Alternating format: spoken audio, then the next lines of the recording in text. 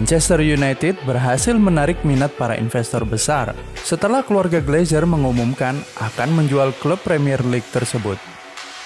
Hingga kini, dirumorkan ada beberapa penawar yang siap membeli United seperti Otoritas Investasi Qatar atau KIA, miliarder asal Inggris Sir Jim Ratcliffe, konsorsium dari Amerika, dan 2 penawar dari Arab Saudi.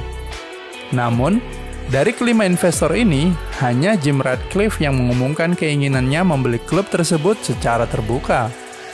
Menurut sumber terpercaya dari The Athletic yang mengetahui situasi sebenarnya mengatakan bahwa penawaran dari Qatar adalah kemungkinan yang sangat nyata, tetapi belum ada kepastian apakah mereka dapat mengambil alih klub secara penuh. Karena sebenarnya pihak Joel dan Avram Glazer lebih menyukai penjualan saham klub secara minoritas terlebih dahulu. Begitu juga dengan peraturan UEFA yang melarang kepemilikan 2 klub Eropa bagi satu investor jika ingin bertanding di kompetisi UEFA. Jika Qatar menggunakan Qatar Sport Investment sebagai kendaraan untuk membeli United secara langsung, maka mereka perlu menjual Paris Saint-Germain.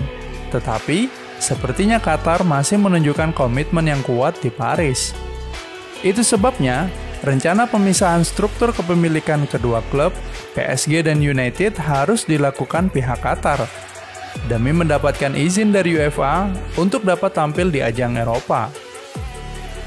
Seperti halnya yang dilakukan oleh Red Bull saat Leipzig dan Salzburg saling berhadapan di kompetisi Europa League musim 2018-2019 yang lalu. Setelah UEFA mendapat kepastian bahwa tidak ada bukti kepemilikan yang sama di antara kedua klub tersebut. Ketertarikan Otoritas Investasi Qatar terhadap klub yang berbasis di Old Trafford tersebut membuat harga saham United melesat tajam. Hal ini mengingatkan kita saat Public Investment Fund atau PIF dari Arab Saudi ketika mengambil alih Newcastle pada 2021. Meski banyak suara sumbang saat itu, namun investor dengan dana yang tak terbatas ini tetap saja sulit dibendung oleh Premier League.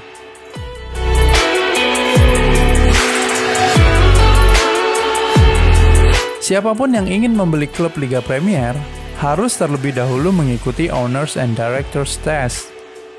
Tes ini berguna untuk menguraikan persyaratan bagi siapapun yang ingin memiliki klub di IPL. Nah, tes ini bisa menjadi penghalang bagi Qatar untuk mengambil alih United jika dianggap tidak berkompeten oleh Premier League.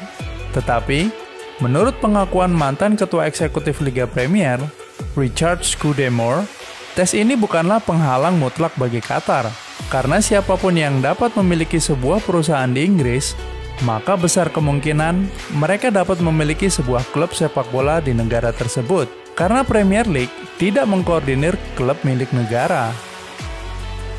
Saat Arab Saudi membeli Newcastle pada 2021, timbul kabar jika terjadi penundaan izin kepemilikan yang cukup lama karena Premier League menunggu kepastian dan jaminan yang mengikat secara hukum bahwa negara Arab Saudi tidak akan mengendalikan klub. Tetapi pada nyatanya, penundaan izin kepemilikan tersebut timbul disebabkan isu pembajakan siaran yang kerap terjadi di Arab Saudi.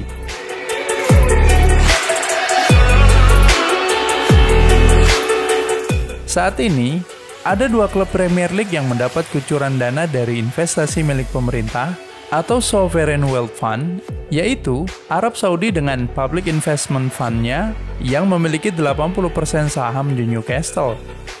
Kedua, Manchester City yang sebagian besar dimiliki oleh Sheikh Mansur bin Zayed Al Nahyan, anggota dewan dari Lembaga Investasi Pemerintah Abu Dhabi, yang juga saudara tiri dari Presiden Uni Emirat Arab, Sheikh Mohammed bin Yazid Al Nahyan.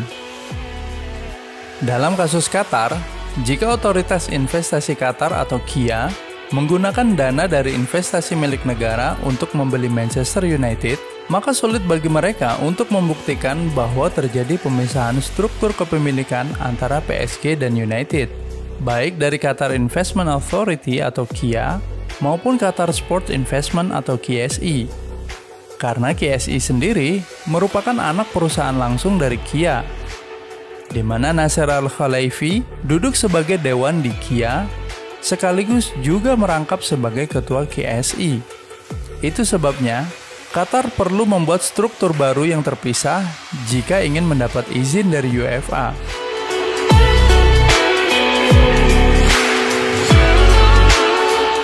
Saat Newcastle berhasil diambil alih oleh Arab Saudi pada tahun 2021, Amnesty International mengatakan bahwa hal ini merupakan presiden buruk bagi sepak bola Inggris. Premier League sebelumnya telah diperingatkan oleh lembaga ini bahwa mereka beresiko menjadi organisasi yang paling bersalah jika mengizinkan pengambil alihan klub sepak bola di Inggris secara sembarangan. Amnesty International mengatakan bahwa mereka tidak selalu menentang keterlibatan dana konsorsium dari luar negeri untuk klub sepak bola di Inggris. Tetapi, mereka meminta pihak Premier League untuk segera memperkuat aturan kepemilikan dan memastikan bahwa investor harus mematuhi faktor hak asasi manusia dan tidak menjadikan sepak bola sebagai jalur untuk sport washing, yaitu praktek untuk menunjukkan reputasi lewat olahraga demi menutupi skandal maupun kejahatan yang telah dilakukan. Tentu, hal ini akan menjadi pertimbangan lebih lanjut bagi Premier League untuk menerima kehadiran Qatar di IPL. Bagaimana pendapat kalian tentang hal ini, Sob? Terima kasih sudah menonton.